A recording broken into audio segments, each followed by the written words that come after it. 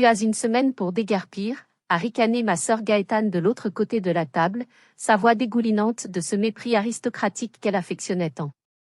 Mes parents, eux, regardaient leurs assiettes en porcelaine de Limoges, complices par leur silence lâche et pesant. J'ai essuyé le coin de ma bouche avec ma serviette en lin, j'ai posé mes couverts en argent avec une lenteur calculée, et j'ai sorti le dossier en cuir noir usé que je gardais précieusement à mes pieds. En fait, ai-je dit d'une voix calme qui tranchait avec le tonnerre faisant trembler les vitres, vous avez tout 24 heures. Leurs fourchettes sont tombées dans un cliquetis assourdissant sur la faïence.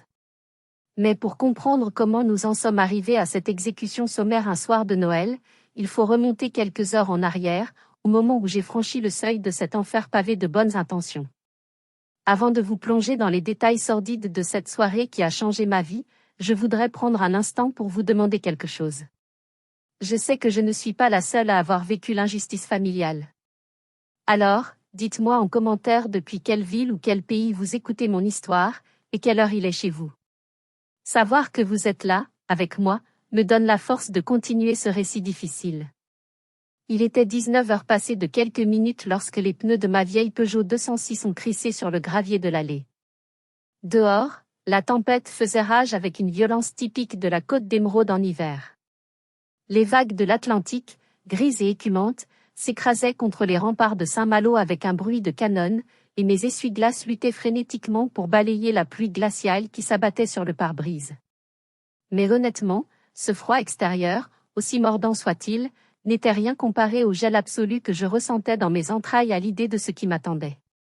Le manoir des vagues. C'était le nom prétentieux que mes parents avaient donné à cette bâtisse en granit il y a 30 ans, lorsqu'ils avaient encore les moyens de leurs ambitions. Une forteresse austère face à la mer, censée abriter une famille unie et prospère. Quelle sinistre blague. En garant ma voiture modeste, tachée par la boue des chantiers navals, à côté du SUV allemand flambant neuf de ma sœur Gaëtane, j'ai senti mon estomac se nouer. Non pas de peur. J'avais dépassé la peur depuis longtemps. C'était du dégoût. Un dégoût profond, visqueux, qui me remontait dans la gorge. Je n'étais pas revenue ici depuis 5 ans. 5 longs hivers où j'avais appris à survivre seule. J'ai coupé le moteur. Le silence soudain dans l'habitacle était oppressant, seulement rythmé par le martèlement de la pluie sur le toit. J'ai pris une profonde inspiration, moi l'odeur du sel et des algues qui parvenaient à s'infiltrer même à l'intérieur de la voiture. J'ai attrapé mon sac à main, et surtout, le dossier en cuir noir posé sur le siège passager. Ce dossier était mon bouclier. Ce dossier était mon épée. Ce dossier contenait la vérité qui allait faire exploser leur petit monde de mensonges.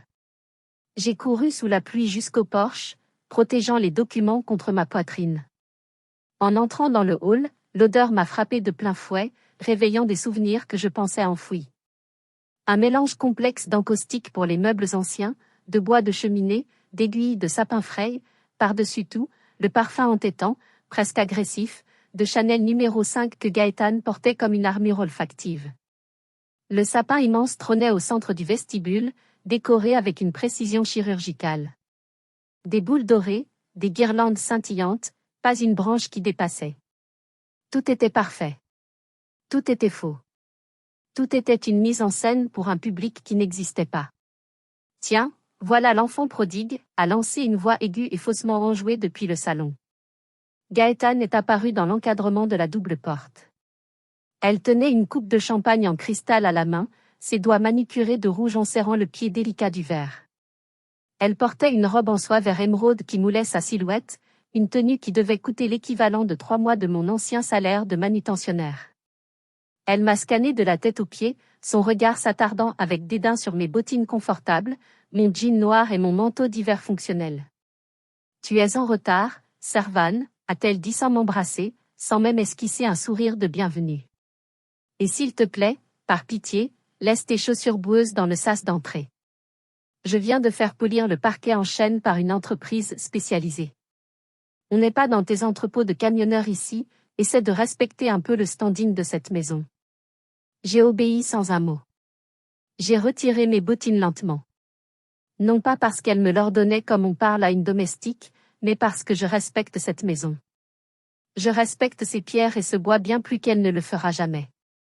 Bonsoir à toi aussi, Gaëtan, ai-je répondu, ma voix parfaitement neutre, dénuée de toute émotion apparente. Joyeux Noël. Mon père, Hubert, est sorti de la bibliothèque à ce moment-là. Il a vieilli, ai-je noté intérieurement. Ses cheveux étaient plus gris, son dos plus voûté sous son cardigan en cachemire, mais son regard fuyant était toujours le même. Ce regard d'homme faible qui a passé sa vie à éviter les conflits en laissant faire les pires injustices. Ah, Servan. Tu es là, a-t-il marmonné, comme si ma présence était une simple gêne administrative, une formalité désagréable à régler. Ta mère est en cuisine avec Madame Le Guen. Va donc voir si elles ont besoin d'aide pour le service. Gaëtan et moi avons des choses importantes à discuter, des affaires de famille. Bien sûr. 5 ans d'absence, 5 ans de silence radio, et je suis toujours la main-d'œuvre gratuite. La Cendrillon sans prince charmant, bonne à faire la plonge pendant que les adultes discutent. J'ai senti cette vieille colère, familière et brûlante, remonter le long de ma colonne vertébrale. C'était une rage sourde, celle de l'enfant qu'on a toujours mise de côté. Mais cette fois, je ne l'ai pas laissée exploser. Je l'ai avalée. Je l'ai transformée en carburant froid et stable. Tout de suite, père, ai-je dit. En traversant le couloir vers la cuisine, j'ai entendu Gaëtan rire. Un rire cristallin, cruel, qui résonnait contre les murs de pierre. Tu as vu sa tenue, papa? On dirait qu'elle sort d'un inventaire de conserve. Franchement, tu crois qu'elle va être capable de comprendre ce qu'on va lui annoncer ce soir? Elle a l'air tellement éteinte. J'ai serré le dossier contre ma poitrine, sentant le cuir froid sous mes doigts. Oh oui, Gaëtan. Je vais comprendre. Mieux que tu ne le crois. Mais ce que je ne savais pas encore, c'est à quel point leur cruauté allait descendre bas ce soir-là. Je pensais être prête à tout entendre. Je me trompais lourdement. La salle à manger était dressée comme pour un banquet royal. La longue table en chêne massif, polie par des générations de serviteurs, brillait sous la lueur du grand lustre en cristal.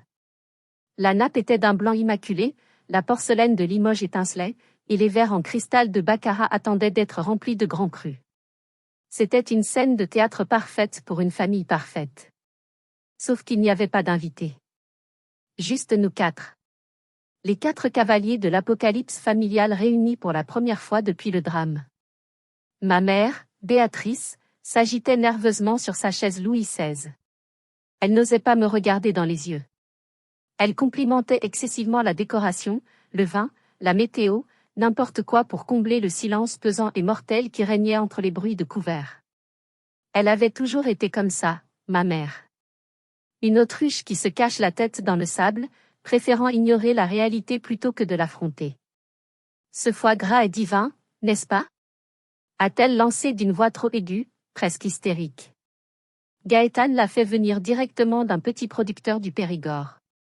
C'est du mi-cuit, une merveille. Délicieux, ai-je répondu, en coupant un morceau minuscule que j'ai porté à ma bouche. J'avais l'impression d'avaler du verre pilé.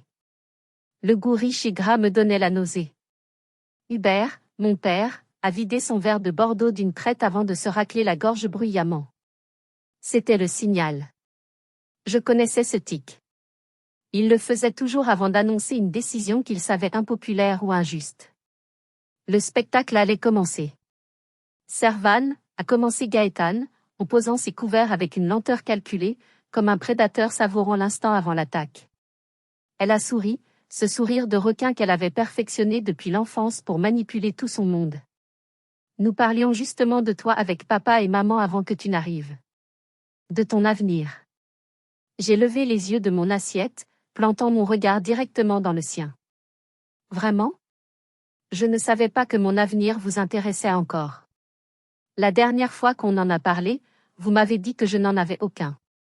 Ne sois pas sarcastique, a coupé mon père sèchement, tapant du poing sur la table. Ta sœur essaie de t'aider, bon sang. Écoute-la un peu. Voilà la situation, a poursuivi Gaëtan, nullement déstabilisé, en faisant tourner le vin rouge sombre dans son verre. Le marché de l'immobilier explose en ce moment, surtout sur la côte. J'ai reçu une offre exceptionnelle pour le manoir. Un groupe hôtelier de luxe parisien. Ils veulent racheter la propriété pour en faire un boutique-hôtel spa très haut de gamme. Mon cœur a raté un battement. Vendre la maison? La maison de nos grands-parents? Le seul endroit où j'avais quelques souvenirs heureux avant que tout ne sombre? C'est une opportunité en or, a renchéri ma mère, retrouvant soudain l'usage de la parole, ses yeux brillants de convoitise. Avec l'argent de la vente, nous allons pouvoir solder quelques dettes, et surtout acheter un magnifique Penthous à Nice. Le soleil, la promenade des Anglais, la Riviera, loin de cette pluie incessante et de cette humidité qui me ronge les os. Et moi?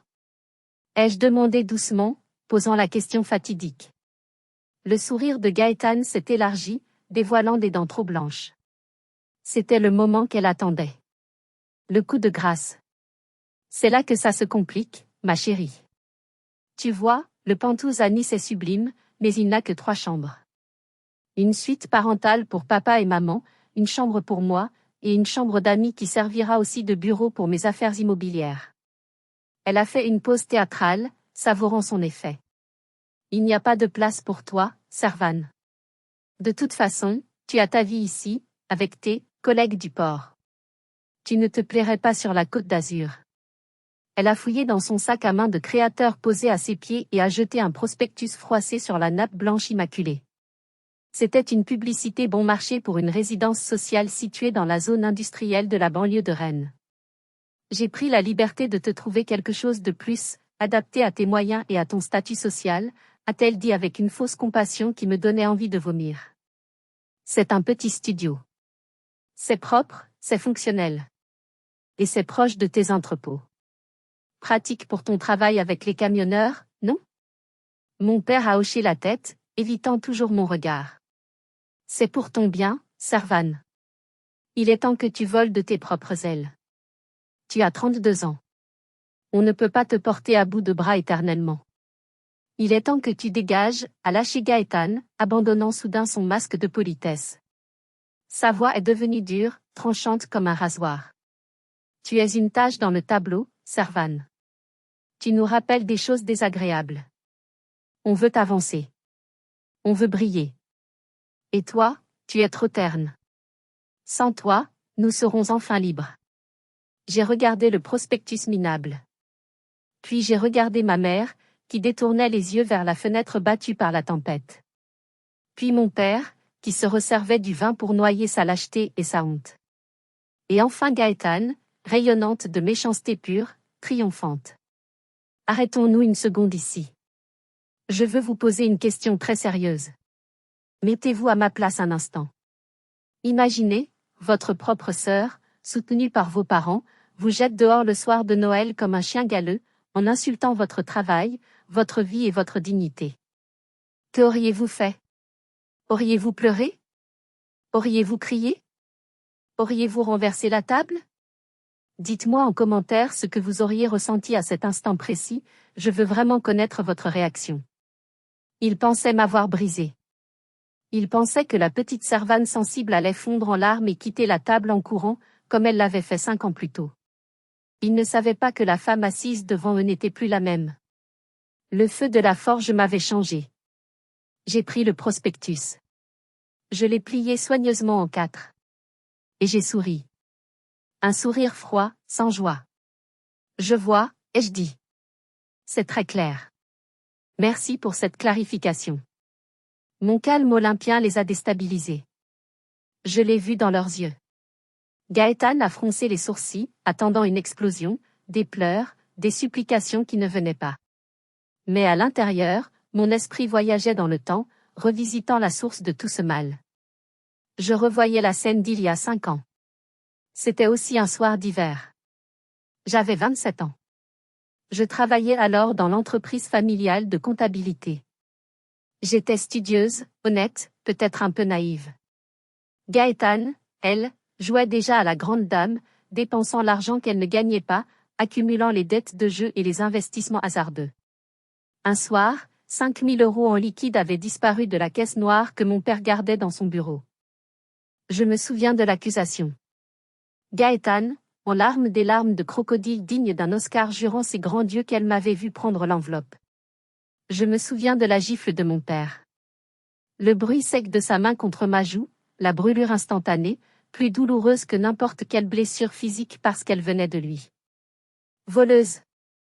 Avait-il hurlé, la bave aux lèvres. Tu déshonores cette famille. Après tout ce qu'on a fait pour toi. J'avais supplié ma mère de me croire. Je m'étais mise à genoux. Je savais que Gaëtan avait des dettes urgentes. Mais ma mère avait choisi son camp. Elle avait choisi le camp de l'enfant brillant, de la fille aînée qui leur promettait la gloire et la richesse, pas celui de la fille cadette, discrète et effacée, qui faisait les comptes dans l'ombre. Il m'avait mise à la porte le soir même. Sans rien. Juste un sac de sport avec quelques vêtements. J'ai dormi dans ma vieille voiture pendant 2 semaines, recroquevillée sur la banquette arrière, garée sur des parkings de supermarchés pour éviter la police. J'ai dû tout reconstruire à partir de zéro. J'ai trouvé un emploi de manutentionnaire au port de commerce de Saint-Malo. Au début, c'était l'enfer. Je faisais des inventaires à 4 heures du matin, dans le vent glacial de l'Atlantique, mes doigts gourtonnant un stylo gelé, entouré d'hommes rudes qui me regardaient avec méfiance. Les dockers m'appelaient la petite comptable avec un sourire en coin. Mais j'ai appris. J'ai serré les dents et j'ai appris. J'ai appris la logistique. J'ai appris que dans le monde du transport maritime, il n'y a pas de place pour les sentiments ou les jérémiades. Il n'y a que des contrats, des délais, des pénalités de retard et des faits bruts. Si un conteneur n'est pas là, il n'est pas là. Point final. Pas d'excuses, pas de larmes, pas de manipulation. J'ai travaillé 2 fois plus dur que les autres. J'ai gravi les échelons un à un. Je suis devenu responsable logistique. Je gérais des flux de marchandises valant des millions d'euros. J'ai appris à négocier avec des armateurs grecs coriaces, à repérer un mensonge dans un manifeste de chargement à 3 kilomètres de distance. Et surtout, j'ai appris à gérer l'argent. Le vrai argent. Celui qu'on gagne à la sueur de son front, pas celui qu'on vole à sa famille. Pendant que je me construisais une colonne vertébrale en acier trempé sur les quais, je gardais un œil vigilant sur ma famille. De loin. Je savais que Gaëtan les menait à la ruine. Je voyais les signes. Je voyais les hypothèques s'accumuler sur la maison via les registres publics. Je voyais les créanciers tourner autour d'eux comme des requins sentant le sang. Ce soir, à cette table, il voyait encore la victime tremblante d'il y a 5 ans. Il ne voyait pas le prédateur silencieux que j'étais devenu. Il ne voyait pas le capitaine de navire prêt à affronter la tempête. Je suis revenu brutalement au présent. Le silence s'étirait, devenant presque tangible. Gaëtan tapotait ses ongles manicurés sur la table, impatiente. Tac. Tac. Tac. Alors? A-t-elle insisté, agacée par mon mutisme. Tu as perdu ta langue? On attend que tu nous remercies pour notre générosité. Ce studio est une chance pour toi. J'ai lentement baissé ma main vers le sol. J'ai saisi la poignée de mon porte-documents en cuir usé. Le cuir était éraflé, marqué par les chantiers et les quais, contrairement à leurs sacs de marque immaculés qui n'avaient jamais vu le travail. J'ai soulevé le dossier et je l'ai posé lourdement sur la nappe blanche. Le bruit lourd, mat, a résonné dans la pièce comme un coup de marteau de juge prononçant une sentence. J'ai fait claquer les fermoirs métalliques. Clic, clac. Le son était sec, définitif. Merci pour l'offre du logement social, Gaëtan, ai-je dit en sortant une liasse de papier épais, soigneusement agrafé. C'est très attentionné. Mais je n'en aurai pas besoin. Et vous non plus d'ailleurs, puisque vous n'irez pas à Nice. De quoi tu parles? A demandé mon père, l'inquiétude commençant à percer sous son masque d'ivrogne mondain. Ses yeux ont fait un va-et-vient nerveux entre moi et le dossier. Je parle de la réalité, père. Une réalité que Gaëtan vous cache soigneusement depuis des mois. J'ai fait glisser le premier document vers le centre de la table, le faisant pivoter lentement pour qu'il puisse lire l'entête officielle. Voici l'acte de propriété du manoir des Vagues. Ils se sont penchés tous les 3, comme attirés par un aimant. J'ai vu leurs yeux s'écarquiller. J'ai vu la couleur quitter leur visage. C'est impossible, a chuchoté ma mère, sa main tremblante montant à sa gorge. Lisez le nom du propriétaire, ai-je ordonné d'une voix qui ne tolérait aucune réplique. Mon père a ajusté ses lunettes de lecture avec des mains qui tremblaient tellement qu'il a failli les faire tomber. Il a lu à voix haute, sa voix se brisant sur chaque syllabe, comme s'il lisait sa propre nécrologie. Propriétaire actuel, société à responsabilité limitée Logistique Armor. Gérante et associée unique, Mademoiselle Servane Le Goff. Il a relevé la tête, le visage blême, les yeux écarquillés d'incompréhension. Le Goff? C'est le nom de jeune fille de ta mère. C'est toi? C'est moi, ai-je confirmé, croisant les mains sur la table. J'ai changé de nom d'usage professionnellement pour ne plus être associé à la réputation financière désastreuse de la famille Le Gall. Dans le milieu des affaires à Saint-Malo, votre nom est devenu synonyme de mauvais payeur. Gaétane a explosé de rire. Un rire nerveux, strident, qui sonnait faux. C'est un faux. C'est ridicule. Papa est le propriétaire de cette maison. Il a les titres dans son coffre. C'est une blague de mauvais goût. Elle s'est levée brusquement, renversant presque sa chaise. Tu crois nous impressionner avec des papiers imprimés sur ton ordinateur? Tu es pathétique, Servane. Tu es jalouse et pathétique. Je suis restée assise, imperturbable, comme un rocher face à la marée. Assieds-toi, Gaétane. Tu te ridiculises. J'ai pointé le document du doigt, calmement. Regarde le tampon du notaire, en bas à droite. Maître Carvella, rue de la Monnaie à Rennes. Tu peux l'appeler si tu veux, il est de permanence ce soir pour ses clients VIP. Il confirmera l'authenticité de l'acte. Je me suis tournée vers mon père, qui semblait rétrécir sur sa chaise. Papa, tu te souviens de l'emprunt relais que tu as contracté il y a 3 ans? Celui avec la banque privée à taux variable? Celui que tu as pris en hypothéquant la maison pour couvrir les pertes temporaires de la société immobilière de Gaétane? Hubert a dégluti difficilement. Une goutte de sueur froide perlait sur sa tempe. C'était un investissement stratégique. On devait se refaire. C'était un gouffre sans fond, ai-je corrigé sèchement. Gaétane a flambé cet argent dans des voyages aux Maldives, des voitures de location et des vêtements de haute couture pour maintenir les apparences sur Instagram. Vous n'avez pas remboursé une seule mensualité de cet emprunt depuis 18 mois. 18 mois, papa. Le silence dans la pièce était total, absolu. On n'entendait plus que le vent hurler contre les vitres, comme si la nature elle-même retenait son souffle. La banque a classé votre dossier en créance douteuse et irrécouvrable, ai-je continué, expliquant la mécanique froide et implacable de leur chute. Ils allaient saisir la maison et la vendre aux enchères judiciaires en juillet dernier pour récupérer leurs billes. C'est là que je suis intervenu. J'ai vu la compréhension poindre dans les yeux de ma mère. L'horreur pure de réaliser qu'elle vivait en sursis sans le savoir. Ma société a racheté votre dette, ai-je dit. Les banques détestent gérer les saisies immobilières, ça leur coûte cher en frais d'avocat et ça prend du temps. Quand je leur ai proposé de racheter la créance globale pour 70% de sa valeur, payé cash, virement immédiat, ils ont sauté sur l'occasion. J'ai croisé les bras, savourant leur stupeur. Juridiquement, depuis le 15 août dernier, cette maison, ce terrain, ces meubles, tout m'appartient. Je vous ai laissé y vivre gratuitement pendant 4 mois. Je voulais voir si, pour Noël, vous auriez un geste, un mot, une once de regret ou d'humanité. J'attendais. J'espérais encore, bêtement. Je les ai regardés un par un, plongeant mon regard dans leurs âmes vides. Mais tout ce que j'ai eu, c'est du mépris. Des insultes. Et un ordre d'expulsion le soir de Noël. Alors Gaétane, quand tu dis que j'ai une semaine pour partir. C'est ironique. Parce que c'est toi qui es chez moi.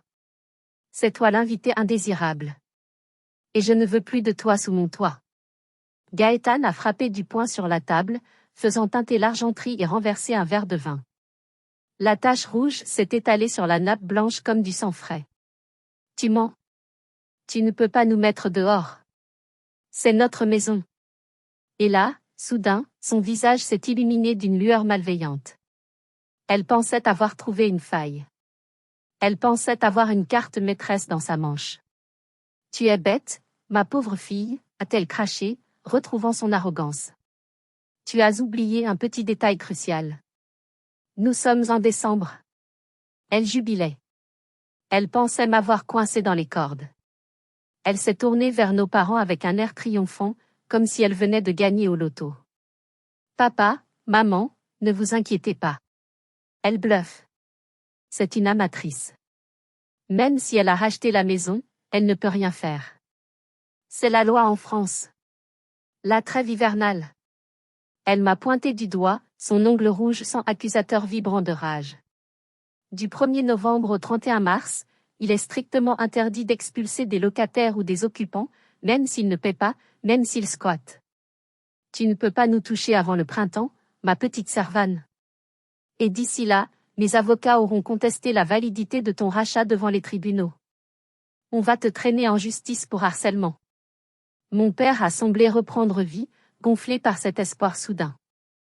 Il s'est redressé sur sa chaise, retrouvant un peu de son arrogance habituelle de patriarche déchu. Ta sœur a raison, Servane. Tu t'es cru plus maligne que tout le monde, mais tu as oublié les fondamentaux du droit français. Tu ne mettras personne dehors ce soir. C'est illégal. Si tu essaies, j'appelle les gendarmes moi-même. Ma mère a soupiré de soulagement, portant la main à son collier de perles comme pour vérifier qu'il était toujours là. Oh, Dieu merci. Servane, comment as-tu pu nous faire une peur pareille? C'est cruel. C'est indigne d'une fille envers ses parents. J'ai regardé leur soulagement pathétique. C'était presque comique. Ils s'accrochaient à une loi conçue pour protéger les pauvres, les démunis, les familles en difficulté, eux qui avaient passé leur vie à mépriser les gens modestes, à voter pour des politiques qui réduisaient les aides sociales. Quelle ironie mordante.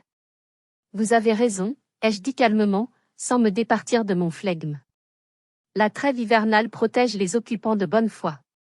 Un huissier ne pourrait pas vous forcer à partir avant le 31 mars.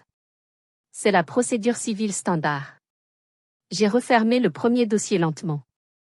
Puis, j'ai plongé la main dans mon sac et j'en ai sorti un objet beaucoup plus petit, presque insignifiant. Une clé USB argentée. Et un deuxième dossier, plus épais, marqué d'une étiquette rouge vif.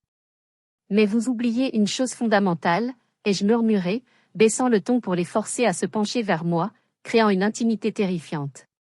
La trêve hivernale ne s'applique pas aux procédures pénales. Elle ne protège pas les criminels. Elle ne protège pas les assassins. Le sourire de Gaëtan a vacillé. Son arrogance s'est fissurée. De quoi tu parles?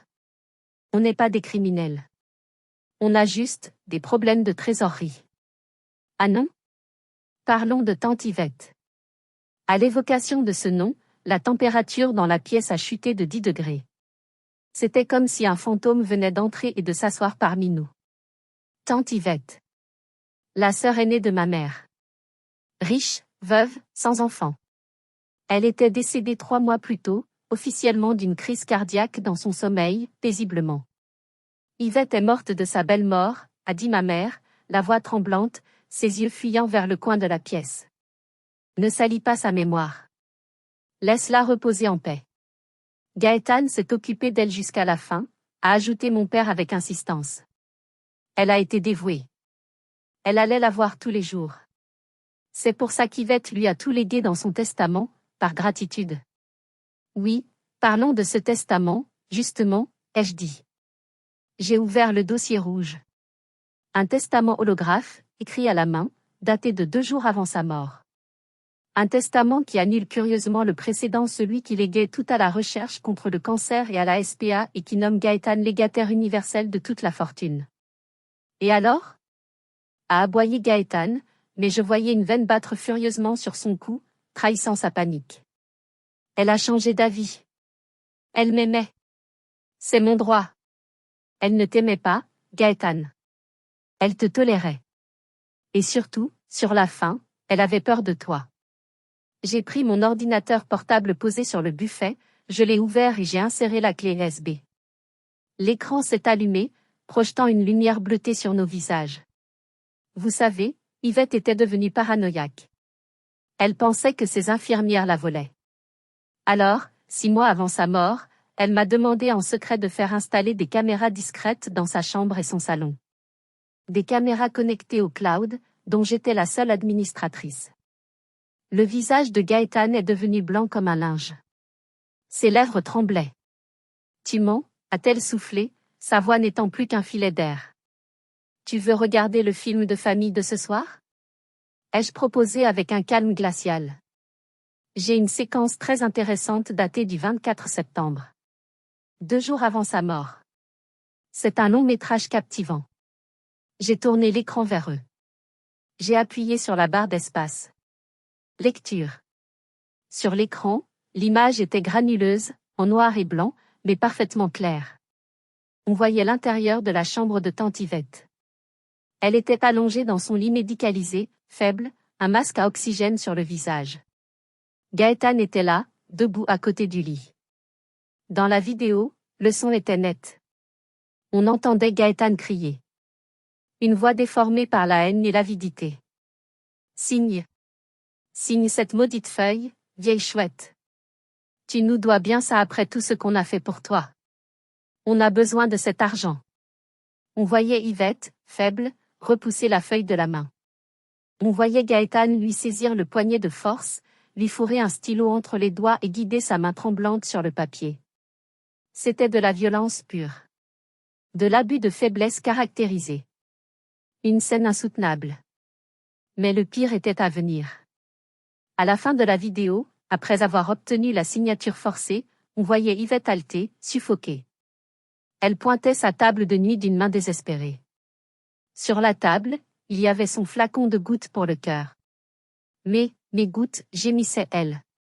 Et on voyait Gaëtan. Ma propre sœur. Elle regardait les médicaments. Elle regardait Yvette qui étouffait. Et d'un geste lent, délibéré, cruel, elle a poussé le flacon hors de portée de la vieille dame. Juste quelques centimètres. Suffisamment pour qu'elle ne puisse pas l'atteindre. Puis elle a éteint la lumière de chevet, a pris le testament fraîchement signé, et est sortie de la chambre en claquant la porte, laissant sa tante mourir dans le noir. Le silence dans la salle à manger était terrifiant. Il était lourd, épais, chargé d'une horreur absolue. Seul le son de la tempête dehors et le bourdonnement du ventilateur de l'ordinateur remplissaient l'espace. Ma mère a porté ses 2 mains à sa bouche, étouffant un cri d'horreur primale. Gaëtan. Dis-moi que ce n'est pas vrai. Tu l'as laissé. Tu l'as tué. Hubert était pétrifié. Il regardait l'écran noir, la bouche ouverte, incapable de bouger, incapable de respirer. Ce n'est pas tout, ai-je dit, impitoyable. J'ai sorti une autre feuille du dossier rouge. J'ai ici une analyse toxicologique. J'ai demandé une autopsie privée avant la crémation, en tant que nièce, prétextant un doute médical. Yvette n'avait pas pris son traitement cardiaque depuis 48 heures. Mais elle avait une dose massive de sédatifs dans le sang. Des benzodiazépines. Des sédatifs prescrits à qui? À toi, Gaëtan. Pour tes fameux nerfs. Gaëtan tremblait de tout son corps. Elle ne riait plus. Elle ne souriait plus. Elle ressemblait à un animal pris au piège, acculé, prêt à mordre mais sachant que c'est la fin. C'est hors contexte. A-t-elle balbutié, les larmes coulant sur son maquillage parfait. Elle souffrait. Je voulais l'aider à dormir. Je ne voulais pas qu'elle meure. Non-assistance à personne en danger. Abus de faiblesse sur personne vulnérable.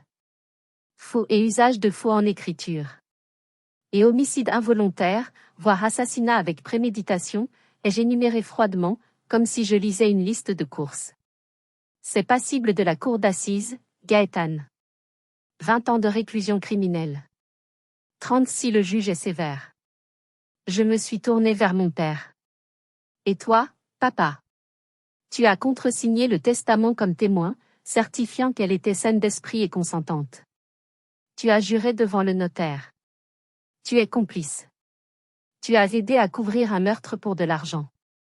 Mon père s'est effondré sur sa chaise, la tête dans les mains, pleurant comme un enfant. Je ne savais pas. Elle m'a dit qu'Yvette était d'accord. J'avais besoin de cet argent pour payer mes dettes. Je ne savais pas qu'elle l'avait laissé mourir. Vous aviez tous besoin d'argent, ai-je conclu. Et vous étiez prêts à tuer, ou à laisser faire, pour l'avoir. Votre cupidité vous a transformé en monstre. J'ai refermé l'ordinateur d'un claquement sec. Alors voilà le marché. La trêve hivernale ne vous sauvera pas de la prison. J'ai déjà envoyé une copie cryptée de ces fichiers à mon avocat. Il a pour instruction formelle de les transmettre au procureur de la République demain matin à 9 heures précises si je ne l'appelle pas personnellement pour lui dire de suspendre l'envoi. Qu'est-ce que tu veux? A pleurniché Gaëtan, rampant presque sur la table. Tu veux de l'argent? Je peux te donner ma part. On peut partager. Je ne veux pas de ton argent sale. Ai-je crié, perdant mon calme pour la première fois de la soirée. Ma voix a résonné contre les murs de pierre, libérant des années de frustration. Je veux que vous partiez. Maintenant. Tout de suite. Maintenant? A répété ma mère, hébétée. Mais il fait nuit. Il y a la tempête. On ne peut pas aller dehors. La même tempête dans laquelle vous m'avez jeté il y a 5 ans, ai-je rappelé brutalement. Sauf que moi, je n'avais rien fait. Je n'avais rien volé. Vous avez du sang sur les mains. J'ai regardé ma montre. Il est 20h30. Je vous donne jusqu'à 21h pour vider les lieux. Prenez vos vêtements, vos affaires de toilette. Laissez les meubles, laissez l'argenterie, laissez les tableaux, laissez tout ce qui a de la valeur. Tout ça est à moi maintenant. C'est le prix de votre liberté provisoire. Et si on refuse? A tenté Gaëtan, un dernier sursaut de défi suicidaire dans le regard. Alors regarde par la fenêtre, ai-je dit simplement. Comme une réponse divine et théâtrale à ma phrase, des lumières bleues ont balayé les rideaux du salon, traversant le tissu épais pour inonder la pièce de flash stroboscopique. Le bleu électrique se reflétait sur les verres en cristal, donnant à la scène une atmosphère irréelle, fantomatique, presque cauchemardesque. Tu as appelé la police? A hurlé Gaëtan, se levant d'un bond. Tu as dit que nous avions le choix. Traîtresse. Menteuse. Je n'ai pas appelé la police pour le meurtre d'Yvette, ai-je répondu calmement, sans bouger d'un pouce. Pas encore. Ça, c'est votre levier pour signer la renonciation à l'héritage demain matin devant notaire. Si vous signez, je garde la vidéo. Si vous ne signez pas, je l'envoie. J'ai marché jusqu'à la fenêtre et j'ai écarté le rideau de velours lourd. Non, ceux qui sont là dehors, c'est la gendarmerie financière. Pour toi, Gaëtan. Et pour toi, papa. Ils se sont précipités à la fenêtre comme des mouches attirées par la lumière. 2 voitures de gendarmerie et une voiture banalisée bloquaient l'allée, leurs phares perçant la pluie. Des hommes en uniforme et en civil descendaient sous l'averse battante. Il semblerait que tes montages financiers frauduleux pour cacher l'argent de l'héritage aient attiré l'attention de Tracfin, ai-je expliqué. Quand j'ai racheté la dette de la maison, j'ai dû fournir des audits complets. Les irrégularités comptables, les fausses factures, les sociétés écrans, c'était tellement flagrant. Je n'ai même pas eu besoin de vous dénoncer formellement. Le système d'alerte s'est déclenché tout seul. Vous avez été trop gourmand, trop vite. On a sonné à la porte. Un son lourd, autoritaire, qui a fait vibrer toute la maison. Ouvrez. Gendarmerie nationale. La panique totale s'est emparée d'eux. C'était un spectacle pitoyable. Gaëtan courait en rond dans le salon comme un animal traqué, cherchant son sac, son téléphone, une issue qui n'existait pas. Mon père était catatonique, figé sur place. Servan, fais quelque chose. A supplié ma mère en m'agrippant le bras, ses ongles s'enfonçant dans ma chair. Dis-leur que c'est une erreur. Tu as des relations au port, tu connais du monde. Tu peux arranger ça. Sauve ta sœur. J'ai retiré doucement mais fermement sa main de mon bras. Ce contact me brûlait comme de l'acide. Je ne peux rien faire, maman. On ne négocie pas avec la vérité. On ne négocie pas avec la loi. Je suis allé ouvrir la porte. Le vent et la pluie se sont engouffrés dans le hall, faisant vaciller les flammes des bougies du sapin parfait. Un lieutenant trempé jusqu'aux os est entré, suivi de 2 agents au visage fermé. Madame Gaëtan Le Gall? Monsieur Hubert Le Gall? A demandé l'officier. C'est eux, ai-je dit en m'écartant pour les laisser passer. Ils sont dans le salon. La scène qui a suivi restera gravée dans ma mémoire jusqu'à la fin de mes jours. Gaëtane, l'intouchable, la princesse, menottée face contre terre sur le parquet qu'elle avait tant peur de salir quelques heures plus tôt. Elle hurlait des insanités, accusant tout le monde, insultant les gendarmes, crachant sa haine. Mon père s'est laissé emmener sans résistance, un vieillard brisé, les épaules tombantes, pleurant silencieusement. Vous êtes placé en garde à vue pour abus de biens sociaux, fraude fiscale aggravée et blanchiment. Je les ai regardés être traînés sous la pluie, vers les voitures de patrouille clignotantes. Leurs vêtements de luxe étaient trempés, leur coiffure ruinée, leur dignité anéantie en quelques minutes. Quand la porte s'est refermée sur le dernier gendarme, le silence est retombé sur le manoir. Un silence différent. Plus lourd, mais plus propre. Comme après un orage violent qui a lavé l'air. Il ne restait plus que moi. Et ma mère. Elle était debout au milieu du salon dévasté, seule. Elle semblait avoir rétréci de 10 centimètres. Elle regardait la porte fermée, puis elle s'est tournée vers moi.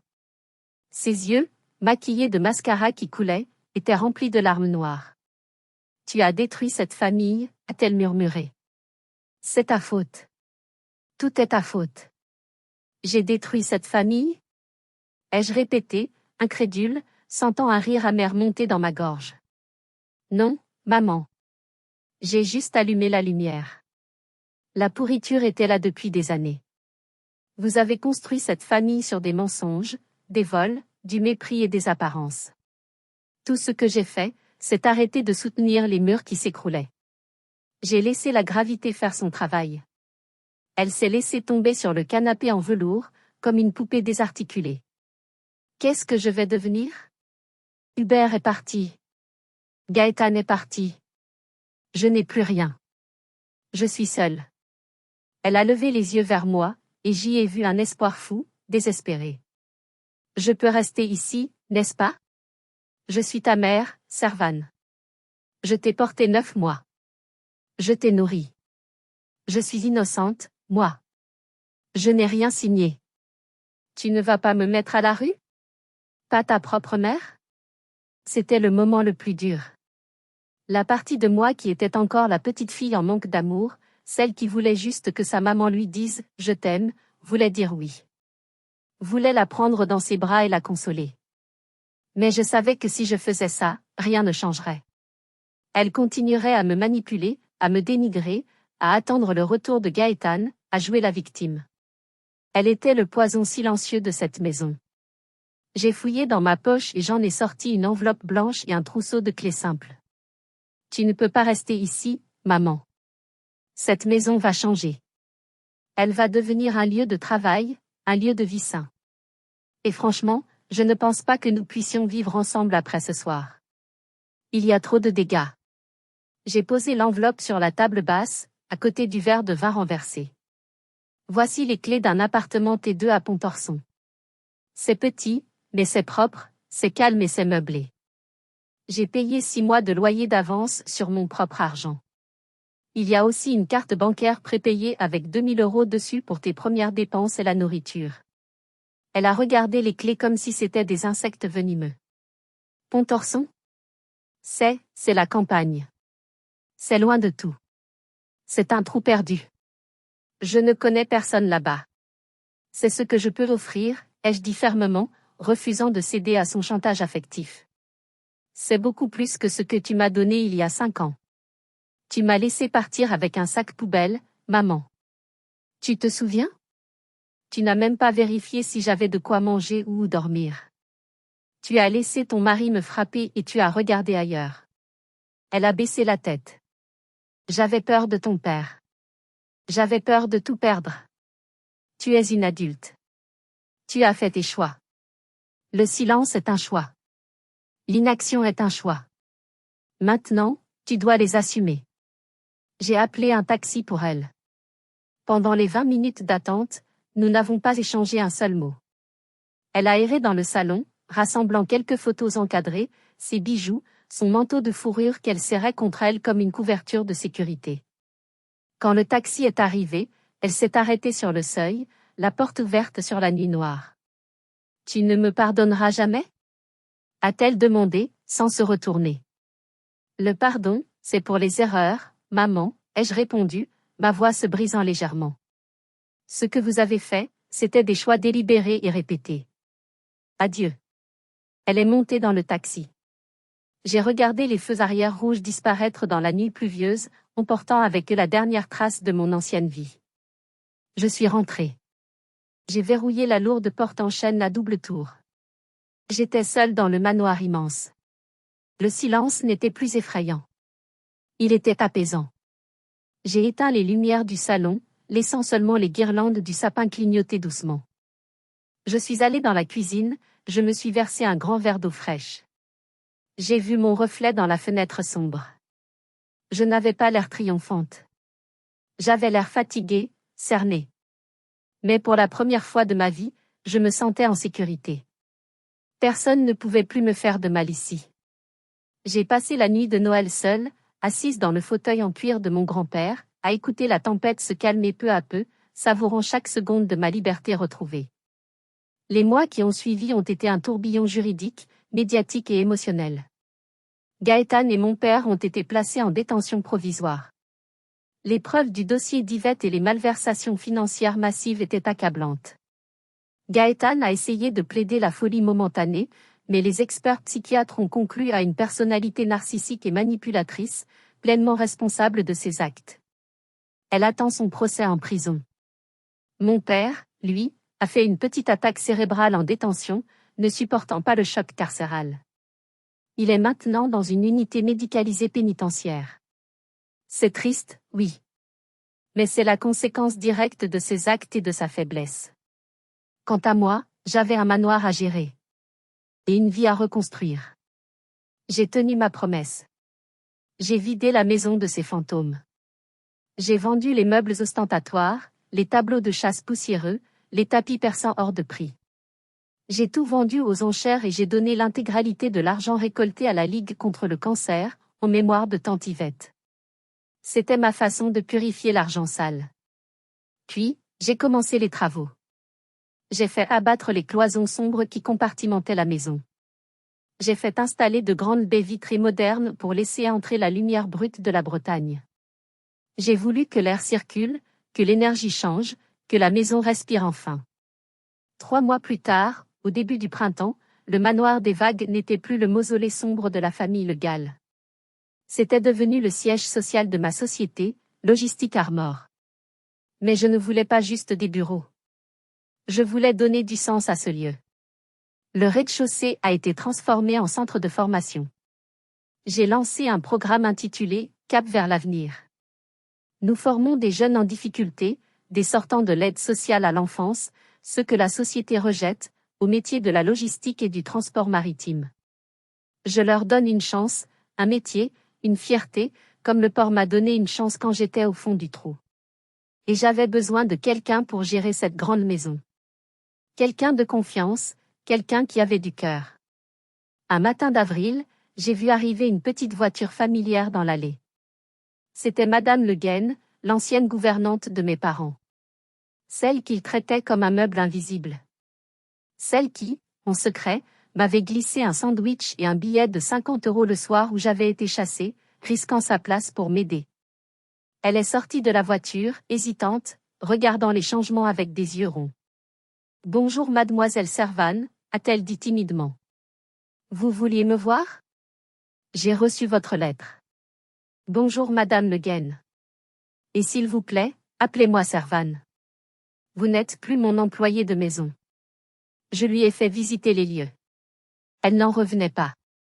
Les rires des stagiaires dans la salle de cours, la lumière qui inondait le hall, l'ambiance studieuse mais chaleureuse. « C'est magnifique », a-t-elle dit, les yeux brillants de larmes retenues. La maison revit. Je n'aurais jamais cru voir ça un jour. J'ai besoin d'une intendante générale, lui ai-je dit en lui prenant les mains. Pour gérer le bâtiment, la cantine des stagiaires, l'organisation logistique du centre. C'est un vrai poste de cadre, avec le salaire qui va avec, et une vraie retraite. Et un appartement de fonction entièrement rénové au 1er étage, avec vue sur la mer. Elle a porté la main à son cœur, suffoquant presque de surprise. Pour moi? Mais, je suis vieille, je n'ai pas de diplôme. Vous êtes la seule personne qui a été humaine dans cette maison pendant 30 ans. Vous avez plus de valeur que tous les diplômes du monde. Ce poste est à vous si vous le voulez. Elle a pleuré. On s'est prise dans les bras. C'était la première fois que je recevais une étreinte sincère, maternelle, dans ce hall d'entrée. Et à ce moment-là, j'ai su que j'avais gagné. Non pas parce que j'avais la maison, mais parce que j'avais réussi à y faire entrer l'amour. Aujourd'hui, 6 mois après ce fameux Noël, je suis assise sur la terrasse du manoir. C'est l'été. La mer est calme, d'un bleu profond, parsemée de voiles blanches. Ma mère m'a écrit quelques lettres depuis Pontorson. Elle se plaint de son petit appartement, de ses voisins bruyants, de sa sciatique, du prix du beurre. Elle ne demande jamais comment je vais. Elle ne demande jamais pardon. Elle demande juste plus d'argent. Je ne réponds pas. Je continue de payer son loyer et je recharge sa carte, c'est tout. C'est ma limite. Je ne la hais plus. Je ne l'aime plus. Je ressens juste une indifférence polie. Elle est devenue une étrangère avec qui je partage un peu d'ADN, une connaissance lointaine. J'ai appris par mon avocat que Gaëtane passe ses journées en prison à raconter aux autres détenus qu'elle est une riche héritière victime d'un vaste complot politique. Elle ne changera jamais. Elle vivra toujours dans son mensonge. Mais elle ne peut plus me nuire. Elle est derrière des murs plus épais que ceux de ce manoir. Je regarde les bateaux passer au loin, vers le port de Saint-Malo. Des porte-conteneurs géants, des petits voiliers de plaisance. Chacun suit sa route, libre. J'ai réalisé quelque chose d'important durant ces mois de reconstruction. On nous dit toujours que le sang est plus épais que l'eau. C'est un proverbe stupide et dangereux. Le sang peut être toxique. Le sang peut transmettre des maladies. L'eau, elle, nettoie. L'eau purifie. L'eau porte les navires vers de nouveaux horizons. Et j'ai choisi l'eau. J'ai choisi ma famille. Ma famille, ce n'est pas ceux qui portent mon nom. Ma famille, ce sont mes collègues au port qui m'ont soutenu quand je n'avais rien. C'est Madame Le Guen qui veille sur moi comme une mère de substitution. Ce sont ces jeunes stagiaires qui me regardent avec espoir et ambition. La vengeance ne m'a pas apporté une joie hystérique comme dans les films.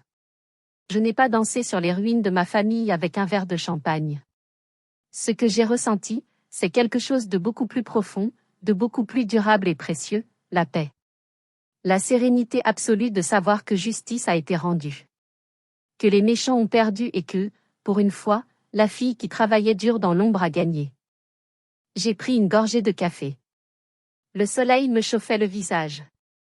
Je n'avais plus froid. La tempête était enfin passée pour de bon. Avant de terminer cette histoire, il y a une dernière chose que je devais faire pour clore définitivement ce chapitre. Hier après-midi, je suis allée au cimetière marin, sur la falaise qui surplombe la baie. J'ai cherché la tombe de tante Yvette. Elle était un peu négligée. Gaëtane n'avait évidemment jamais mis les pieds ici après l'enterrement précipité, trop occupée à dépenser l'argent qu'elle pensait avoir gagné. La pierre était couverte de mousse, les fleurs fanées depuis longtemps. J'ai passé 1 heure à nettoyer la pierre tombale, grattant la mousse, polissant le granit. J'ai enlevé les mauvaises herbes. J'ai posé un gros bouquet de camélias blancs, ses fleurs préférées, celles qu'elle cultivait dans son jardin avant de tomber malade. Salut tante Yvette, ai-je chuchoté, la gorge serrée. J'espère que tu dors bien maintenant. Ils ne t'embêteront plus. Justice a été faite. Je suis restée là un long moment, assise sur le banc de pierre, à écouter le cri des mouettes et le ressac. Je me suis souvenue d'elle quand j'étais petite. Elle était la seule qui me disait que j'étais intelligente, pas juste sage ou obéissante. Elle avait vu clair dans le jeu de Gaëtane bien avant tout le monde, elle m'avait mise en garde, mais je n'avais pas su l'écouter à l'époque. J'ai utilisé ton argent pour aider des gamins qui n'ont rien, lui ai-je dit. Je pense que ça t'aurait plu. On a décidé d'appeler le centre de formation l'Espace Yvette. Ton nom servira à construire des avenirs, pas à payer des sacs à main. Une légère brise marine a fait frissonner les pétales des camélias. J'ai pris ça pour une approbation, un signe qu'elle était en paix. En repartant, Je me suis sentie légère. D'une légèreté physique, comme si on m'avait enlevé un sac de pierre des épaules. Je n'avais plus de dette envers le passé. J'avais payé le prix fort, mais j'étais libre. Libre de mon nom, libre de leur jugement, libre de leur toxicité. Voilà mon histoire. Ce n'est pas un conte de fées de Noël traditionnel. Il n'y a pas eu de réconciliation magique, pas de câlin larmoyant sous le gui, pas de rédemption miracle pour les méchants. Mais c'est une histoire vraie. C'est la vie. Je partage ceci avec vous parce que je sais, au plus profond de moi, que je ne suis pas la seule. Je sais qu'il y a des milliers de personnes qui, comme moi, redoutent les fêtes de famille. Des personnes qui se font humilier, rabaisser, exploiter par ceux qui sont censés les aimer inconditionnellement. On vous dira toujours, mais c'est ta mère, c'est ta sœur, on ne choisit pas sa famille, tu dois pardonner. C'est des conneries. C'est un mensonge qu'on nous raconte pour nous garder sous contrôle. Vous avez le droit de dire stop. Vous avez le droit de vous protéger. Vous avez le droit de couper les ponts si le pont mène à votre destruction.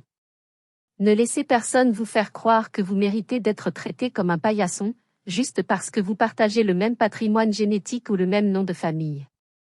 L'amour se mérite. Le respect se gagne. Si vous êtes dans cette situation, préparez-vous. Travaillez dur. Soyez plus malin qu'eux. Gardez vos preuves. Ne réagissez pas à chaud.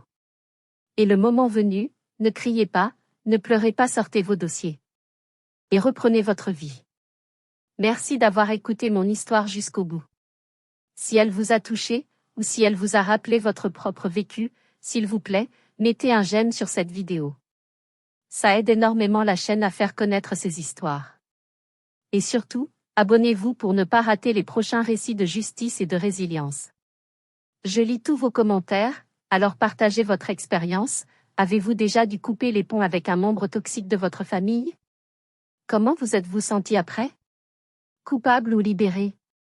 Prenez soin de vous. Et rappelez-vous, votre valeur ne dépend pas de la vie de votre famille. Elle dépend de ce que vous faites de votre vie. À bientôt.